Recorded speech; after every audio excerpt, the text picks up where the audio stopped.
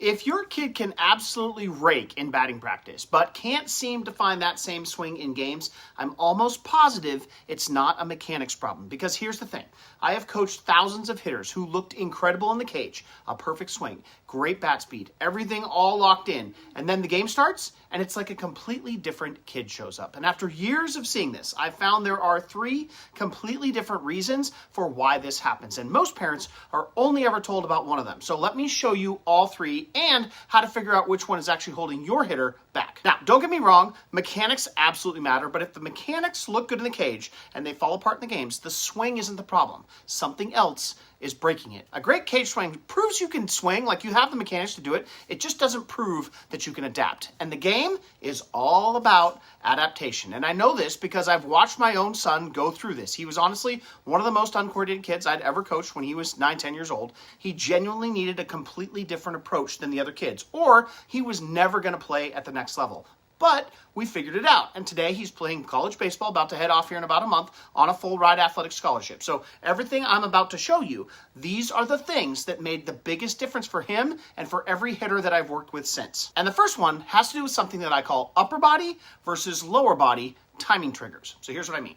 When I was first working with my son, he could absolutely mash high velocity in the cage, but then he'd get into a game, he'd face a kid throwing 90 miles an hour, and he'd start to get kind of blown up. He'd get jammed, he'd get beat. And the breakthrough for him had nothing to do with changing his swing. It had everything to do with learning what he needed to trigger in his lower body. So if you look at this clip, his timing trigger is his leg kick. He's trying to get to the top of that leg lift at the right point in the pitcher's delivery. But when he was getting beat by velocity, his timing trigger didn't happen until after the ball had already left the pitcher's hand. And by then, it was too late. But after we started working on it, watch where that same timing trigger happens against this 90-mile-an-hour arm, where his leg is getting to the peak of his leg lift much earlier in that pitcher's delivery, even though it's literally the exact same velocity those two guys are throwing. Nothing about the swing changed. He just simply learned how to time up his lower body. And that same idea has actually helped my 10-year-old daughter, too, where once she learned how to time up her lower body correctly, she started absolutely blasting balls over outfielders' heads as well. So for both of them, their lower body became the thing that they used to organize their rhythm. But here's where it gets interesting.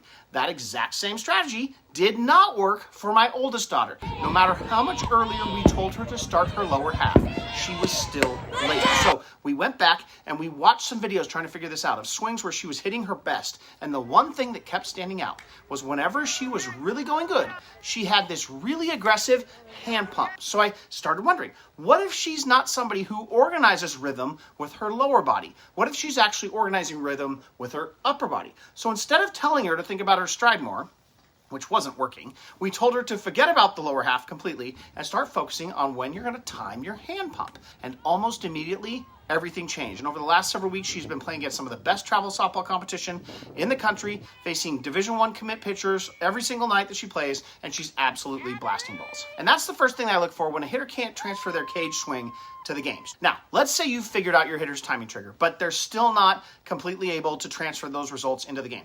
That's when I start looking at the second thing, which is all about asking the question, is their practice environment too predictable? So think about it like this. Imagine you're an NFL quarterback getting ready for Sunday all week long. You practice with no defense on the field and you throw the exact same crossing route over and over and over again. Then you practice your deep ball over and over and over again, and then maybe a slant over and over and over again. By Friday in these practices, you are unbelievable. You never miss. But then Sunday comes and there's a defense out there. The coverage changes. The linebackers are now dropping underneath your crossing routes. The safeties rotate. Your receiver gets jammed at the line. Your first read disappears. The thing is, if that happened, nobody would expect that quarterback who practiced that way would suddenly be able and capable of being great at adapting in a game, because he never practiced adapting during practice. He only practiced repeating his mechanics. And honestly, I think that's exactly how most kids practice hitting. They spend hours and hours on a tee or front flips trying to build this perfect mythical swing.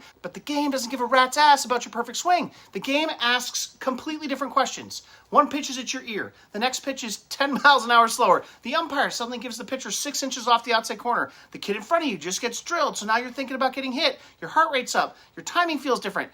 Everything, literally everything about the environment changes, and your body, it knows that if it takes the swing that you've been building in that totally cupcake environment that you've been able to repeat in a cage, and he tries to take that into a game, it's just not going to solve that problem that the game presents to him. So what do most kids do? They simplify it. So they stop trying to take that baseball or that softball and do damage to it, and they just try to make contact.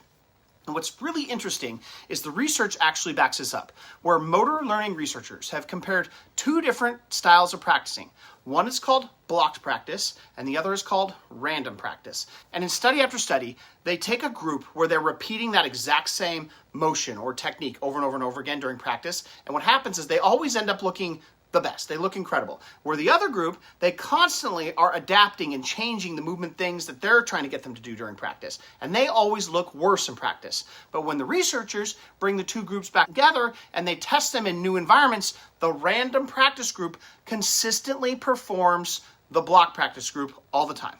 So why is this? Because they hadn't just practiced repeating one answer. They weren't like the quarterback practicing with no defense out there. They had practiced adapting. And that's exactly what baseball asks you to do in a game. And that's why one of the simplest things we do with our hitters is make sure that we randomize the environment they're practicing in. So for example, when we're doing machine work, we don't throw the same baseball every rep. One pitch might be a foam ball coming out of a junior hack machine while they're doing a drill as it's flying in there. And then the very next pitch might be an old worn out baseball that when we feed it through the machine comes out 7 or 8 miles an hour slower. Same drill, but now we have added a randomized timing problem. So now every single rep forces the hitter to have to adapt instead of just memorize this thing that everybody thinks you're supposed to do with the perfect swing mechanics. Does that make practice harder? Absolutely. Does the hitter fail more often? 100%. But they're learning the exact skill that the game is going to ask them to have, the ability to adjust. And something I'm honestly really proud of is because we have added this to my kids' training. My son, he just hopped into his second at bat in a college summer league game this last week, and he gets this low and outside changeup off a guy that had topped 90 that day, and he homers it to right field. And my daughter is regularly hammering changeups to the wall. My kids aren't fooled nearly as badly. Of course, you still get fooled, but they're way better at handling off-speed pitches than kids who just always practice in those blocked environments. Not because they have perfect swings, but because they've been trained to adapt, and they do it all the time. Now, even if you get the timing trigger right, and even if you train in practice environments that actually transfer the games with randomization, none of that is going to matter if your body cannot physically execute those adjustments. And that's where the third reason comes in. Think of your kid's body like a computer, where every movement you're trying to teach, whether it's timing up the upper body or it's riding out the back hip to make an adjustment to an off-speed pitch, it's like installing a new piece of software onto the computer. The problem, though, is that some computers simply don't meet the minimum system requirements to run that software yet. And I've seen this play out in my own family, where I've got 5 kids, and they're all raised in the same house. We got the same parents, fortunately. They have the same coach, which is me, but they absolutely did not start with the same level of operating systems when they popped out of the womb. Some of them naturally had more movement software already installed. Others, not even close. Some of my kids can watch me demonstrate something and almost immediately copy it. Others, I could explain the exact same thing 10 different ways, and it still looked like they've never played sports before. And at first I thought, well, one kid was just naturally maybe more athletic. But what we eventually realized was that they simply had different levels of motor control and stability installed, like available to them like naturally. But the exciting part is those systems are very trainable, and we've watched kids dramatically improve their coordination, their balance, their single leg stability, their scapular control, their pelvic control, all of these things that make it possible to actually execute all of those high-level movement patterns that hitters need to have under pressure. But most people aren't even aware that that's actually the bottleneck, because maybe your hitter really does need to use an upper body trigger, for example. Great, but do they actually have enough scapular stability to make that movement so that it can hold up when the game speeds up, even if that's the kind of rhythm their body wants to have?